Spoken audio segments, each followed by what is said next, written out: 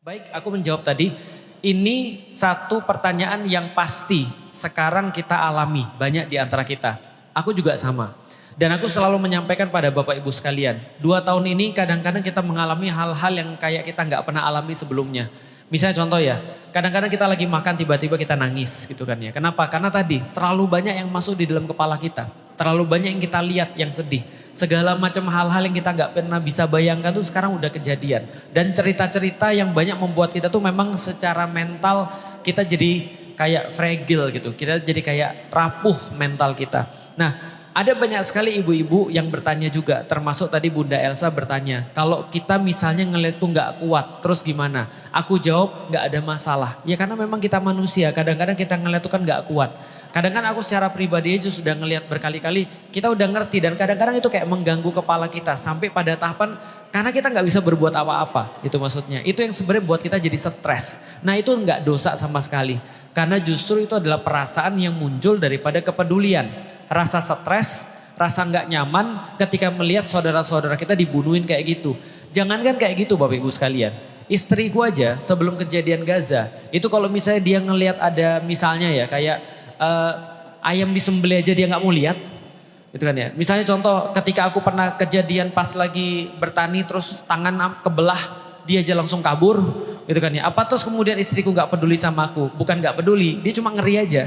Dia cuma takut aja ngelihat kayak gitu-gitu. Karena gak semua orang ngelihat lalu mampu berbuat sesuatu. Nah maka sebenarnya kuncinya adalah bukan hanya ngelihat memang. Tapi kuncinya adalah berbuat sesuatu. Karena kalau kita punya satu unek-unek. Lalu kita tidak salurkan dalam bentuk perbuatan. Maka itu akan membuat kita jadi rusak. Walaupun ya rasa itu adalah normal. Dan justru dalam kasus ini itu tanda iman. Jadi kalau ibu-ibu sedih itu tanda iman. Ibu-ibu kesel itu tanda iman. Nah tinggal bagaimana cara kita untuk melampiaskan dengan cara yang positif. Nah itu pertanyaannya. Apa yang bisa dilakukan oleh ibu-ibu ini yang sudah tua-tua ini misalnya walaupun saya lihat masih muda-muda ini ya. Nah apa yang bisa dilakukan supaya kita itu tidak cuma stres. Oke kita coba ceritakan. Aku udah pernah nyeritain ini tapi aku coba ceritain lagi. Di masa Salahuddin Al-Ayyubi, by the way Bapak Ibu sekalian, ketika Baitul Maqdis diambil oleh tentara salib, itu terjadi tahun 1099. Dan diambil lagi oleh Salahuddin 88 tahun setelah diambilnya oleh pasukan salib. Jadi perlu 88 tahun persiapan ambil balik Baitul Maqdis. Padahal ulama di zaman itu setingkat siapa? Imam Ghazali tahu. Ya minimal tahu kitabnya lah. Ihya Ulumuddin gitu kan ya. Nah Imam Ghazali itu selevel itu ulamanya. Lalu kemudian selevel apa? Panglima-panglima perangnya. Nuruddin Zanki. Salahuddin Al-Ayyubi. Imaduddin Zanki. Nah, itu selevel-level itu tuh. Orang-orang panglima-panglimanya. Nah di zaman mereka aja perlu 88 tahun. Selama menunggu itu apa yang ibu-ibu lakukan? Suatu waktu sekitar 6 tahun sebelum pembebasan Baitul Maqdis oleh Salahuddin. Salahuddin sedang ngambil pasukan pergi ke kota namanya Diyarbakir. Diyarbakir sekarang ada di Turki. Bagian sebelah tenggaranya Turki berbatasan dengan Suriah.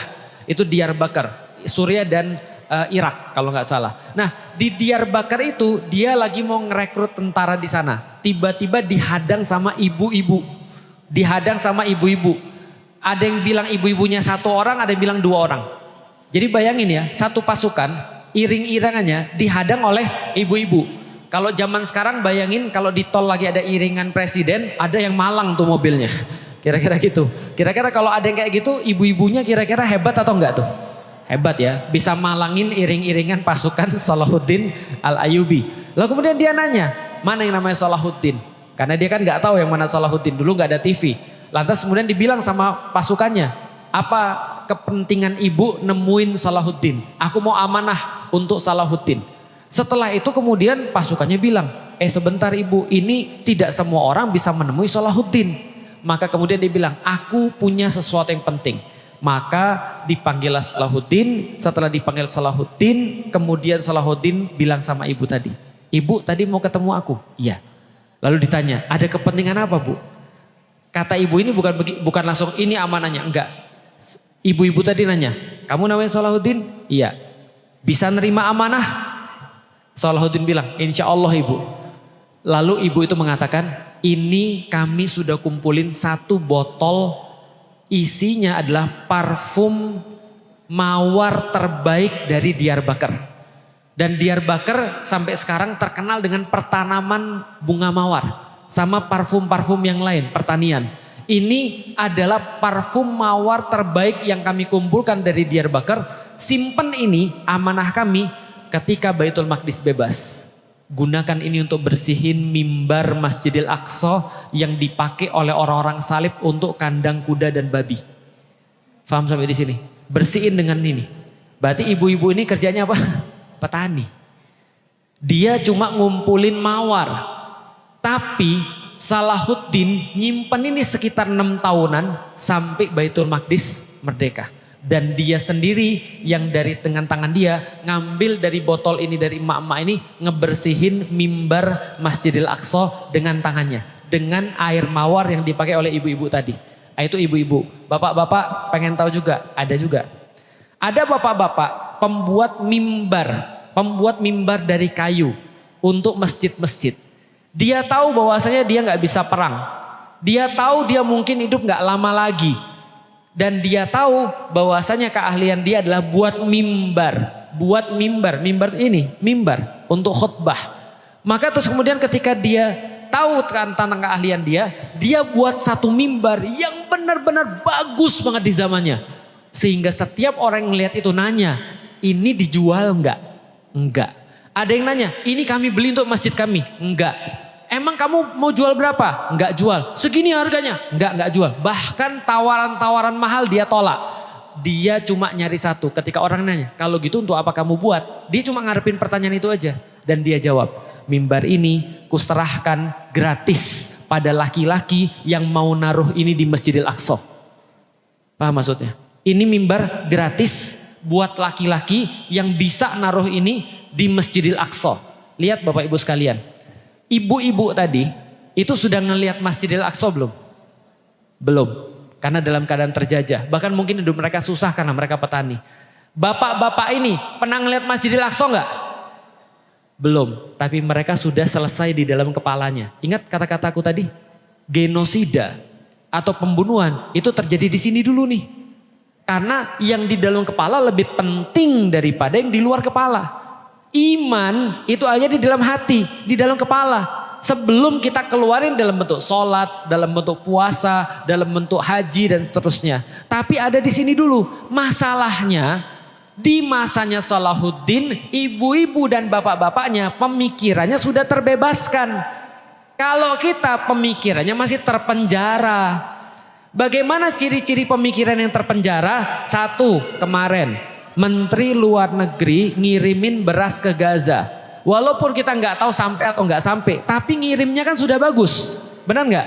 Apa komentar netizen khas Indonesia?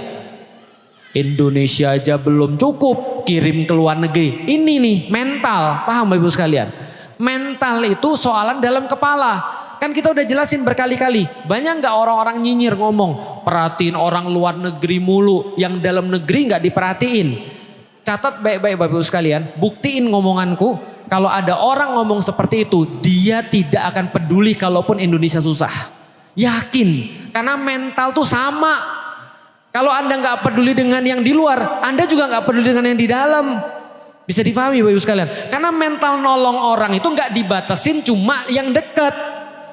Bisa difahami Bapak Ibu sekalian. Ingat ya baik-baik ya, kalau ada orang ngomong, udahlah yang dalam dulu aja, masih banyak yang belum selesai. Indonesia aja belum selesai, gimana yang luar mau selesai? Yakin dia nggak akan nolong kalaupun ada terjadi di Indonesia. Paham sampai di sini? Tapi kalau orang-orang yang nyumbang ke Palestina, orang-orang yang perhatian pada saudaranya, kalau yang jauh ada dia peduli, apalagi yang dekat. Artinya apa? Masjid ini juga punya banyak keperluan. Gitu kan ya? Keluarga kita juga punya banyak keperluan. Artinya apa? Ya itu namanya keperluan sama-sama kewajiban. Semua akan ditanya oleh Allah. Bedanya apa? Bedanya Rasulullah Shallallahu Alaihi Wasallam mencontohkan kepada kita agar pedulinya tuh yang besar. Tanyanya sederhana, Bapak Ibu sekalian mau mana kerjaan? Gaji yang dikit atau gaji yang besar? Gaji yang dikit atau gaji yang besar? Itulah kenapa orang jabanin kerja di luar negeri walaupun walaupun luar negeri tapi harus gajinya besar. Pahala sama. Orang gak ngelihat apapun, yang ngelihat memang pahalanya. Masalahnya Rasul mencontohkan seperti itu.